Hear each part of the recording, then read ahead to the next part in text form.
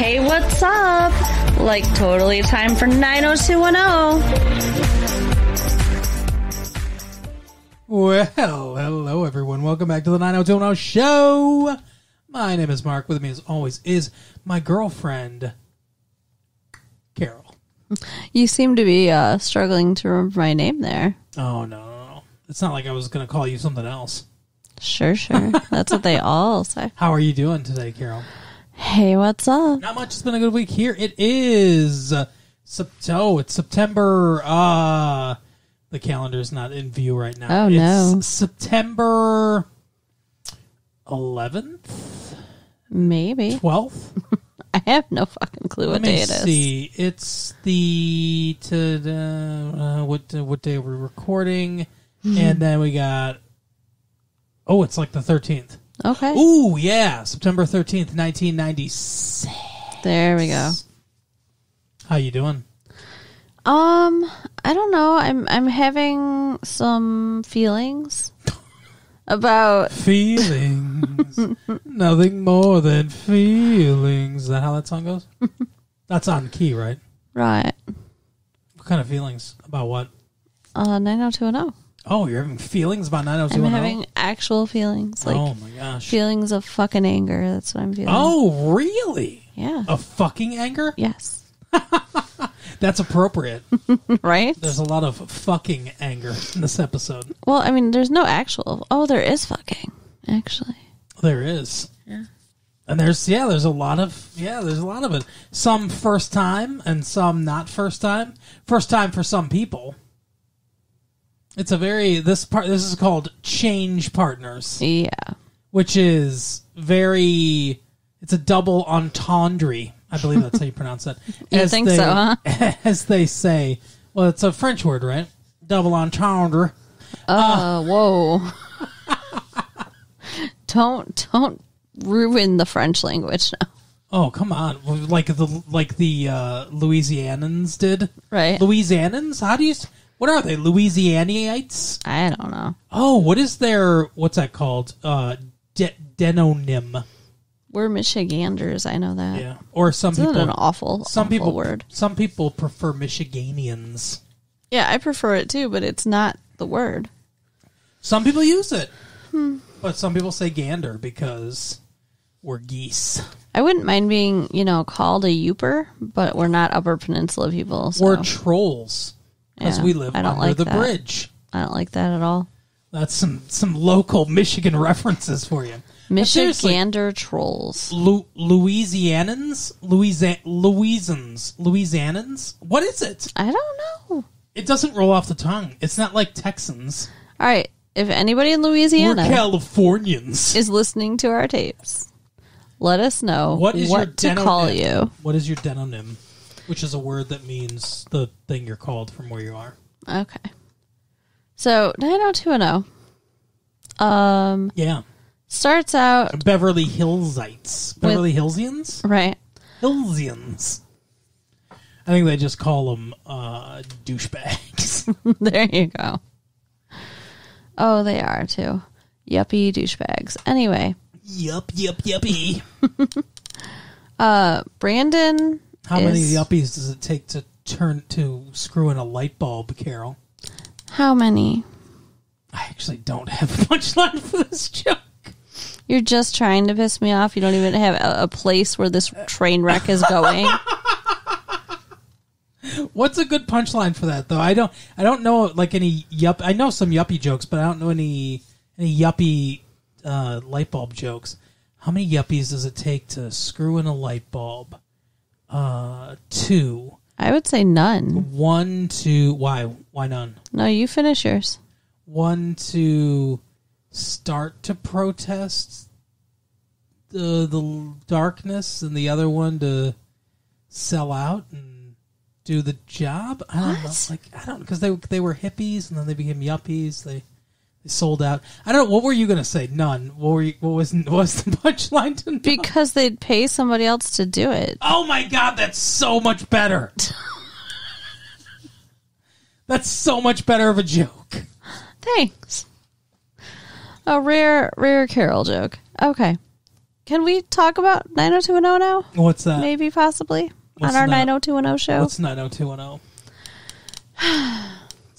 Is that the thing that you talk about while I just think of one-liners? Apparently. Okay, go ahead. Brandon and Lucinda. Brandon. They're having some issues. He I guess, is yeah. about to go away for the weekend with Kelly because he is going to a retreat. Yeah, this is the weirdest thing in the world, but they're going to a square dancing retreat. Well, they have. It's not a square. They have an activity at the retreat of square dancing. Yeah, they have a dance, and it's a square dance. No, it's a what is this thing he's in? The political thing. It's not really a political thing. It's the committee. They just keep calling it the committee. It's like student committee or something like that. He's making suggestions on how to better the school curriculum, stuff like that. It's for the betterment of the education system. Well, the dean and the chancellor are there, Yeah. so they're rubbing elbows with the bigwigs here. What's the difference between the dean and the chancellor? I don't know. I've never heard of anyone being called chancellor like in real life ever. Well, I've heard of chancellor, like, I don't know, Adolf Hitler. He was a chancellor? He's the chancellor of Germany. I did not know that. Oh yeah. See, we don't have chancellors here. Why is there a chancellor in California? I don't know. What about just Hitler. That's the only one I can think of. Okay, well, that's not a great example because I don't think this guy is going to commit genocide. So I hope not. anyway, Brandon has brought Kelly with him, but prior to leaving, he's talking to Lucinda about it. Well, I'll tell you what, if he was going to commit genocide, the band in this episode and all the people dancing would be a good Right. And Lucinda is meeting with Dylan while Brandon's out of town with Kelly. Now, that just sounds stupid. That just sounds like a bad idea. I mean, it just has like flashing red lights of bad idea all over it. And I don't know why they didn't just schedule this meeting for a time when Kelly would have also been there. Yeah. He wants to see her film Yeah. that he's thinking about backing financially. So they decide they're going to meet and watch this film. And then Brandon says to her... At a movie theater. Some kind of movie theater. Yeah, Brandon says to her, are you going to bake or to cook for him? Or are you going to cook him that spicy, what is it, Guatemalan food? Guatemalan, yes. Yeah. Guatemala. And it seems like that must be some kind of like innuendo between the two of them, that you don't spicy remember? Guatemalan food means sex? Well, that's what she made him. Okay. That's what she made him the time he had dinner with the professor and Nanny and the professor. Okay. The professor and Lucinda. And the kid he was tutor. Oh, yeah, he was there too. That's right. Deshaun. Yeah, Deshaun. But yeah, that's what she made. And I think it was like, I want to say that she might have said something like, your semen tastes better. Oh, God. After eating spicy food. Or, I mean, obviously she didn't say that specifically, but I want to say she made some sort of allusion to sex and the food you're eating. Okay. But That's I don't. gross. But I don't know. I'm not 100% positive. But he asks her if she's going to cook that for Dylan. Right. Like, basically, are you going to go after him? And he's very jealous and suspicious. Yeah. And at first I was like, what the fuck? Why would you be like, why are you so insecure? And then I thought about it and I was like, well, she was going to cheat on her husband with him. Mm-hmm. So she's a cheater, and she cheated before on her husband, right, with other kids. So she's a serial cheater. She's a serial cheater and a possible, not pedophile, but no. like they're college boys. Come on, predator. Yeah. And then I thought, oh, but Dylan has also cheated on Brandon's sister. Yeah. With his current girlfriend Kelly. Right. So they're both cheaters. And then I was like, yeah, that makes makes more sense. They're why both he'd be. cheaters. They're both highly attractive, and she is a giant hornball. Do you think that she really is, by the way? Do you really think that she's super attractive? Yeah. You don't? I mean, come on. Dina, what's her name? Dina, that's not... I almost said Myers, but I think that's her last name on the show. I can't remember her name, but Dina, the actress's name, Dina, whatever, something. Maybe it is Myers. But anyway, she's fine looking, but I wouldn't consider her super hot, no. I think she's gorgeous, and she's got a hot body, so, there's She that. has no curves. What are you talking about? She doesn't have any curves. She does, too. Yeah, she does. Not a curve in sight. If she didn't have curves, I wouldn't think she's hot. Okay, but she's not very curvy. She's not overweight, but she has a womanly figure. That has nothing to do with it. Brenda's curvy. Okay. She's not overweight at all. No. She's probably underweight. You look at that little chart, and she's probably needs a sandwich size or whatever. Well, apparently Kelly must be, 5 or 10 pounds over that needs a sandwich because she always thinks she's fat. Yeah, that's true. But anyway. So there, yeah, Dylan and Lucinda are getting together. And she reassures Brandon that, of course, nothing's going to happen and it's just professional. Of course. And she's like, I'm not giving you a hard time about taking off for the weekend with Kelly. And he said, maybe you should be. Yeah, it'd be nice if you were jealous, he said. It is kind of nice when your significant other's jealous. Don't you think it shows they care? Like, not in a controlling, you can't go anywhere, or why are you wearing that, or, oh, you're putting on makeup to go to the grocery store, whore, Right. Not in that way, but like a little bit jealous. It's kind of nice, don't you think? Yeah, I think there's a big difference between abuse and jealousy. But like a lot of times, people like guys that are like super controlling and stuff act very jealous. True. Like that's a hallmark of it. Yeah. And I think there's like there's healthy jealousy that you can have, and I think that's nice. Yeah. I was dating a girl one time, long ago before you, Carol. How dare you? She didn't care. Like there was this girl that really, really liked me when I was dating her. That got in a situation with me where we almost kissed. Uh-oh. And I stopped myself. And I told my girlfriend about this, and she was like, "Oh, okay." And I was like, I was like, "You're not." I said, "You're not jealous. You don't like." She didn't even say like you can't hang out with her anymore or anything like that. Wow. And she goes, "Well, did you kiss her?" And I said, "No." And she's like, "Okay, well, I don't have anything to be jealous about then." And that was her opinion. I was like, I didn't like that. Yeah. Yeah, she was not emotionally invested enough in that relationship. It's like, that's not cool, Yeah, I dated a guy that was like that too, but I mean, he wouldn't even care if I kissed somebody. That's crazy to me. Yeah, he was just like, as long as you come home at the end of the night, that's all that matters. I'd probably fucking murder someone if you kiss somebody.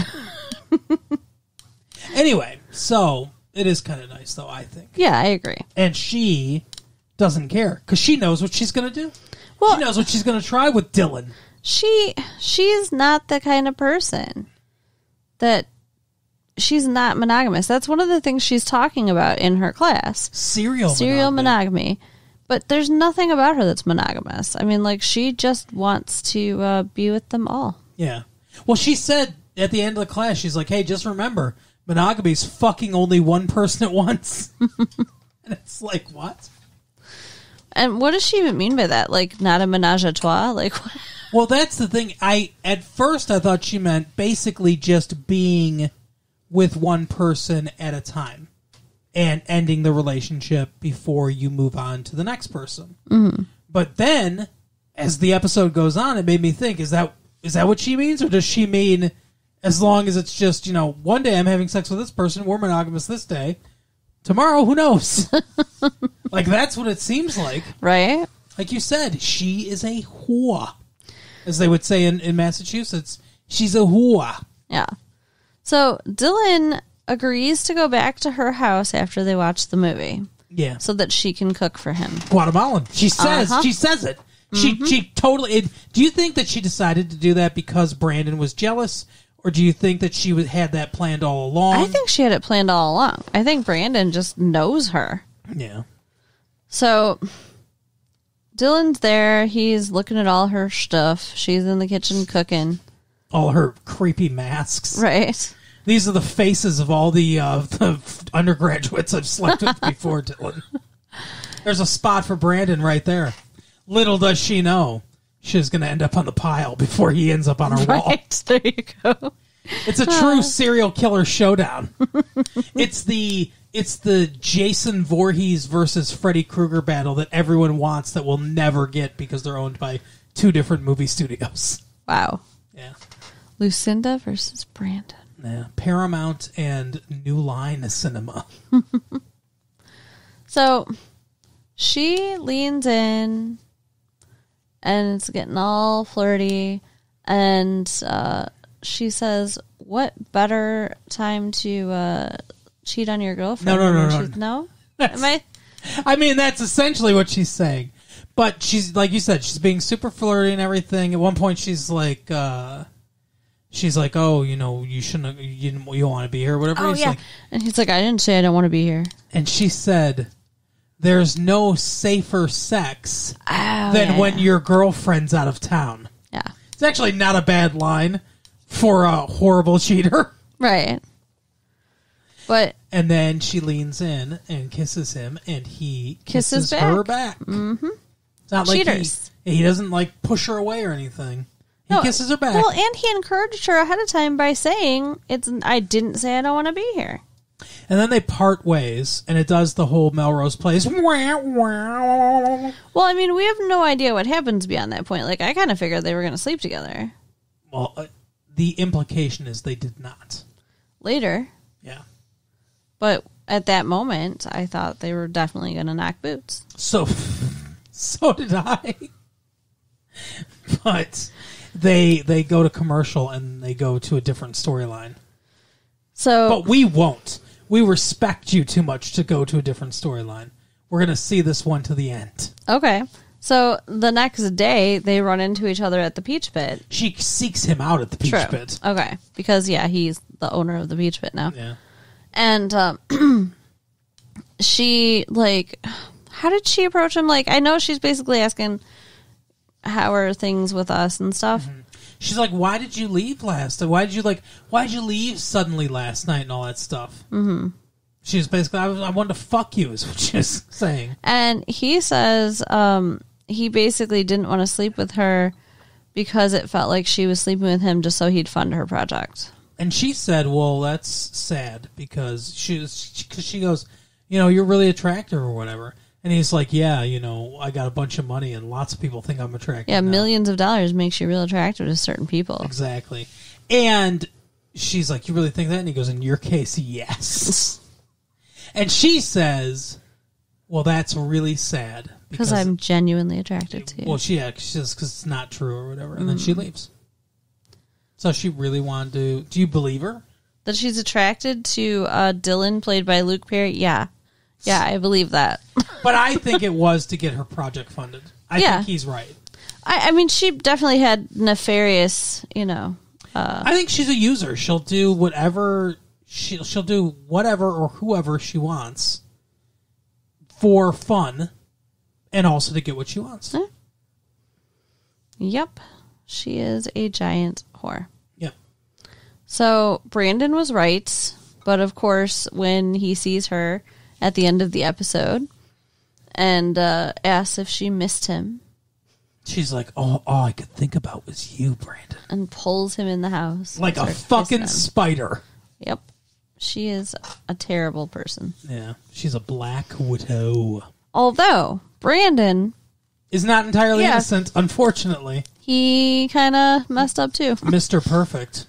So Doing the perfect plex. him and Kelly are getting along fine, having fun. They're not sleeping in the same room, even though they're pretending to be a couple. No, because there's boy and girl cabins. Yeah. And Kelly's sleeping with Claire. We That's finally right. get to see Claire. the first sighting of Claire. the dean's daughter. So, and she obviously, like, is drooling as soon as she sees Brandon. And Kelly, kind of. You think she thinks Kelly's hot, too? Well, I don't know if she... I think she thinks Kelly's cool. Yeah. So, and, like, as Mark mentioned, there's the square dancing, so that happens. See, That's a real sexy scene. It's such a great title because it's like change partners, but also everybody's changing partners. Right. So, how did they end up talking? Is it after the square dancing? Yeah. Like, well, first of all, Claire's sharing the cabin with Kelly, and Brandon's sharing his cabin with asshole. Yeah. That yearbook dude. Whatever his name is. Not yearbook. Wow. Newspaper. Wow, you really demoted him. Nice job working on the college yearbook, dork. Went back to high school for a second there. Yeah, it's the newspaper tycoon that's doing the hatchet piece on Brandon, but I can't remember his name. Yeah. At one point, Brandon's like, why are you doing this? And he goes, honestly, because I don't like you. That's such a fucked up reason to write about a person. And he's like, yeah, well, the feeling's mutual. Yeah. He's a dick. Yeah. But he's jealous. He's jealous of Brandon. Yeah. So everybody loves Brandon, and everyone thinks he's a fucking weasel. Because he is a weasel. So yeah, they're staying together. And during the square dancing scene, they keep changing partners, and Brandon goes with Claire, and asshole goes with Kelly. Mm-hmm. And then they keep switching back. And Claire tries to keep him. Yeah. She doesn't want to give him back. At one point, Brandon says to Kelly, he's like, I think she groped me. Which is nice foreshadowing for the obsession that's about to come. Right. So, somehow, him and Kelly end up... They just walking in the woods after the dance, just talking. But they end up talking about how much they like each other. Well, because before, when they first got there, then they were... I don't remember how they got on this conversation, but, because he says the last time I danced, like really danced, was with you 2 years ago at that spring concert, dance or whatever. And she's like, oh, yeah, I remember that. She's like, the only thing I remember about that is I made a move on you, and you said I'm like a sister and everything. Yeah. And Brandon said, you thought we were from Minnesota, we're from Alabama. I will fuck a sister. Ew. So... he's like, yeah, sorry about that, and I liked you, and all this. Like, he basically says he lied, kind of. Yeah, because he didn't want to, like, upset Brenda, I think, at the time or something. Something like that. But anyway, so they talk about how they like each other, and they're walking in the woods together. And they kiss. Yeah. And then they're like, oh, we're so happy that we talked about this and that we kissed, but it's not going to happen again, and we're just going to go back to life the way it was. That's what Kelly says. Yeah. Brandon looks like, maybe he doesn't totally agree. That's what she says. She's like, we can't do this. It can't happen again. She's the one that puts all the brakes on it. Well, yeah, because she's the one with the boyfriend. Mm-hmm. What does Brandon have to lose in this scenario? Dina. That's the actual actress's name. Lucinda. Yeah, Lucinda's not his girl. Lucinda's sex. That's all. And he can get sex from Kelly. That reminds me of Empire Records, that movie that we saw. Yeah. You are sex. So now we know. Now we know how it happens that Brandon and Kelly have a flirtation. They were sharing some looks in the last episode, too, when they were first dating on this fake date. Their fake dates are not so fake. Do you think that Lucinda purposely mentioned that he should, use Kelly as the beard so that she could separate Kelly from Dylan because she wanted Dylan the entire time? No, because she didn't know Dylan yet. All right. Because, she just met Dylan to talk about her project. Okay, yeah, that's true. All right. I mean, that would have been pretty shady. Yeah, I was thinking of conspiracies. So don't mind me just being pretty smart over here. There's also a bit of a storyline that will continue here with Brenda and Donna and a dog. Oh, yeah. Yeah, there's a few different storylines that we haven't talked about yet going on. But yeah, let's do Brenda. But that sounds like the worst porno beginning ever. It's Right. Brenda, Donna, and a dog. This poor dog is following them all through the campus, and it's hungry, and it's sad. He begins the episode. Yeah. We get some point of view from the dog. Some cameraman had to get down on his fucking knees and operate a dolly machine so it looked like a dog. Maybe, or maybe they put a camera on a dog. Yeah, they're going to strap a giant camera to a dog's back. I don't know. 7 dogs died in the filming of this episode. But there are people, like, sitting on blankets eating food, and the dog's looking at the food and crying. Yeah. And they're just like, get away, go away. Like, feed the puppy. A lot of animal lovers here. The puppy is hungry. What kind of dog was it? I have no idea. I thought Border Collie, but then you said Lassie's a Border Collie, and it did not look like Lassie. It was a black and white dog. Yeah, I don't know. I don't know what Border Collies look like. It was some kind of, like, shepherding kind of dog, I think. Well, that's why I thought it was a Border Collie, because Border Collies are shepherd dogs, but Yeah. that's what I think, too. It's some sort of shepherding dog. So It's an ankle snatcher. it's following Brenda and Donna. And Donna just walks around with food in her purse, which I think is really weird. Donna's got some body dysmorphia issues going on, I think. I don't, like, it looked like it was a bag of peanuts, maybe? Yeah. High calorie dense food, by the way, peanuts. Any kind of nuts. But, like, she just opens this bag, lets the dog stick its mouth in there and eat some, and then takes the bag away. And then she straps it to her face and like a trough. And Ew, ew, ew, ew, ew. Ew. And then she's like, oh, get in the car. Come on, let's go. And Brenda's like, this dog belongs to somebody. You can't Brenda's just like, take fuck this dog. It had a collar and everything. But no license. Yeah, Had a collar, but no information on it. right. So they take off without the dog. Brenda wins, and the dog's chasing the car. It's the saddest thing I've ever seen. It follows them to the peach pit. It does. How? How did it do that? It's a dog, and that was a car. Like, come on. Yeah. How? First of all, I don't know how. And second of all, how does it get through all of Los Angeles without a dog catcher or anybody spotting it? Right. No one else stopped this dog? And it gets in through the back of the peach pit. Nat's chasing it through the restaurant. Right. It knew where the back door was. Even though the girls came in the front door, it was Yeah. like, well, I'm going to sneak around the back. Nothing made sense in this episode. But they decide to take the dog home, and Donna's supposed to be trying to find the owner. They let the dog choose which girl it wants to go home with. Mm-hmm. It made out with Donna, not Brenda. Yeah. It was pretty gross. Not the girl I'd choose, but... But yeah, Donna made little posters that look nothing like the dog. Come find this dog. That's a poodle. Like, Brenda. take a picture. Don't try to draw the dog. Weirdo. She didn't want anyone to find the dog. She put the wrong phone number on her. But then they discover that it's shaved in spots. Yeah. And then Cindy, gets her scale this episode by suggesting they take it to the vet. Yeah. And she earned that paycheck. Right. With that 5 words that she said.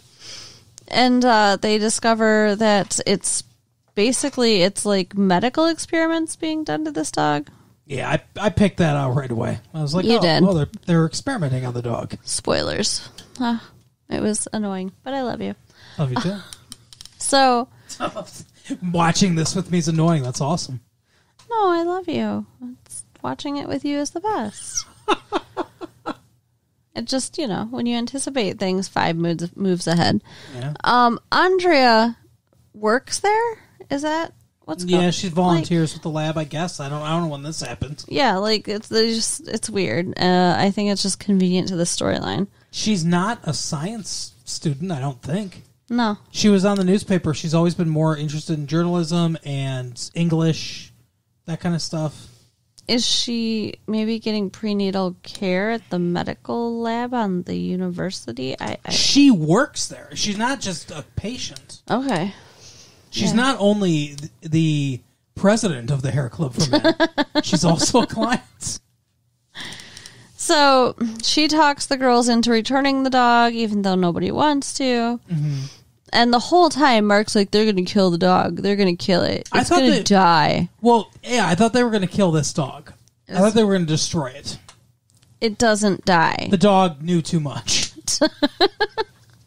But outside of the lab are 3 hippies from the movie PCU, essentially, that are like, we're protesting. We don't want them to kill animals. You know what they do to animals?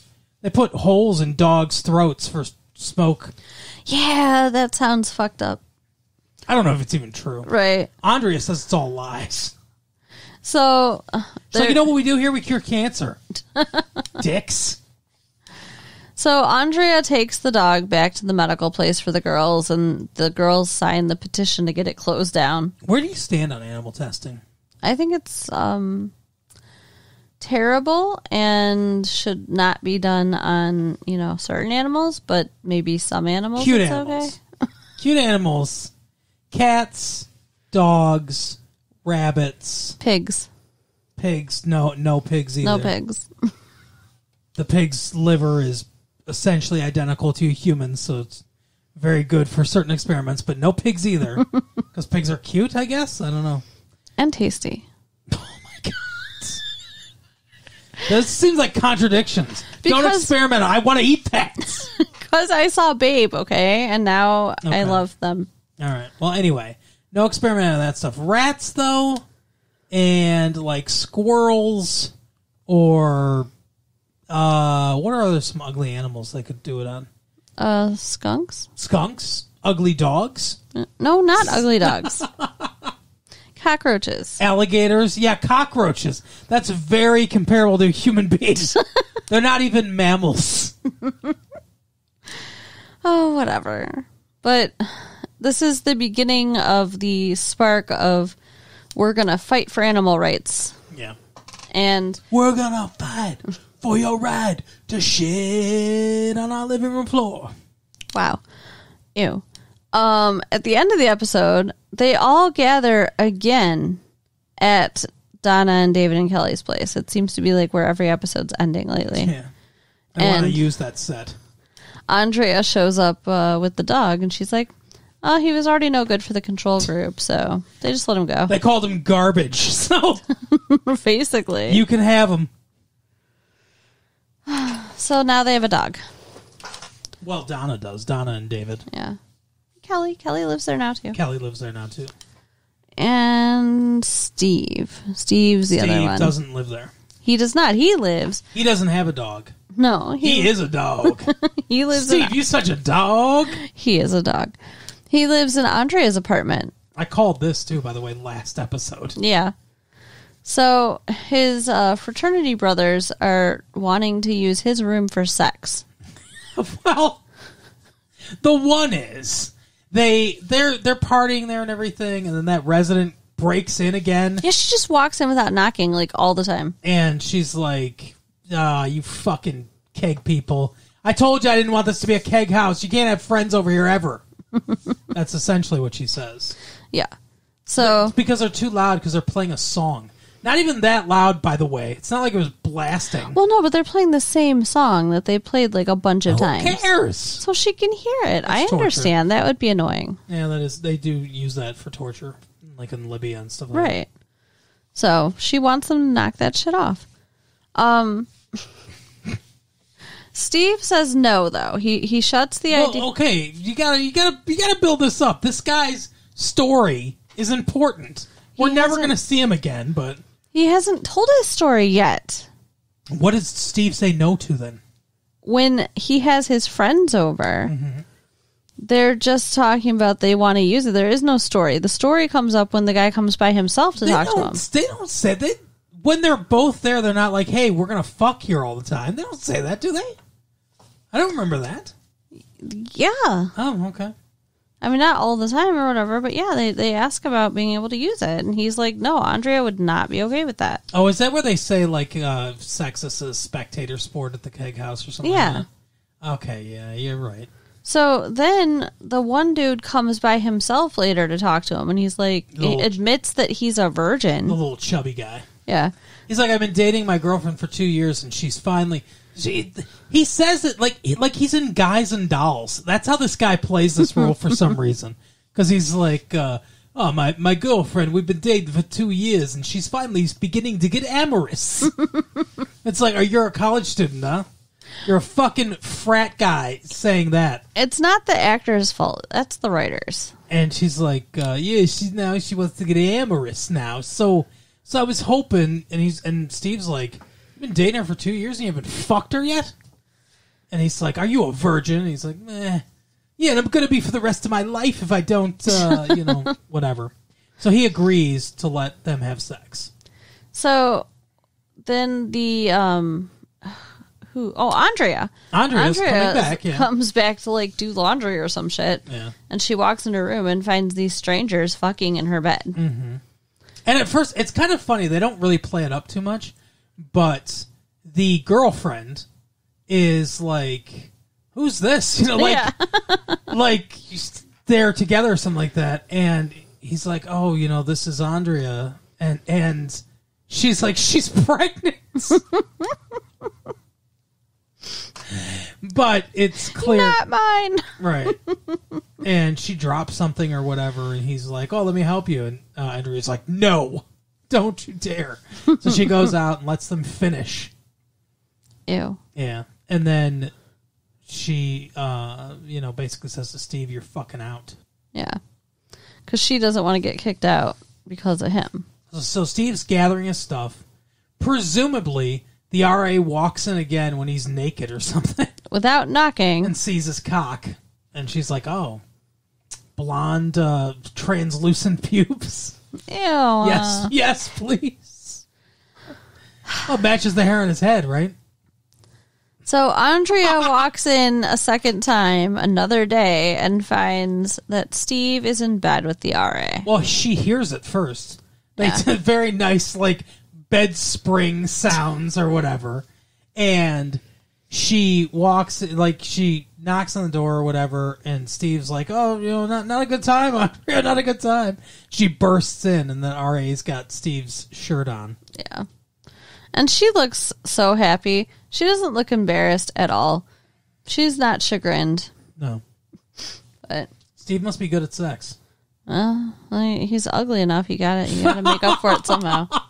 Everybody's got something, right? Right. So, yeah. Ugly man with huge penis confused as to how to get the word out. Right. That's Steve. Oh, so I don't think he's leaving. No, he'll stay. And I think that was it. That is pretty much everything. Yeah, Brenda tells Donna, she's like, oh yeah, I admitted to Dylan that I love him. Oh yeah. And Donna's like, what the fuck would you do that? Yeah, like, does she forget that that's Kelly's friend? Mm-hmm. Like, best friend? So, that's pretty much all she does this episode. Yeah. Jim looks like a dad. He gets to, make scale too, though. I think he says some words. Jim says he's not only the president of their club, also a client. Right. He needs it. Yeah, that's pretty much it, though. So this is your part. No. I was waiting for you to get on my ass. You're not going to reverse this. This is not an Uno reverse situation where it's like, oh, but look at this. Okay, write us at latefee1994@AOL.com. Mm-hmm. Check out our website, www.retrolatefee.com. Do that. And share the tapes with your friends. Yeah. And if you could, go to patreon.com/retrolatefee. Check out all the cool extra stuff. Yeah, we made some extra tapes. Yeah. For April Fool's Day, one day, on April 1st. Okay. Maybe next year, 1997. Sure. Do you want to switch it up where you do the intro and I do the outro? Maybe. We'll see. Maybe we can come up with a less lame April Fool's prank. I don't know. We got you. She did the opposite. So they must have thought I was you. You could sit in this chair, too, and I'll sit in your chair. I'm sure they'll be able to tell the difference entirely. All right, we'll see you next time. Bye. Bye.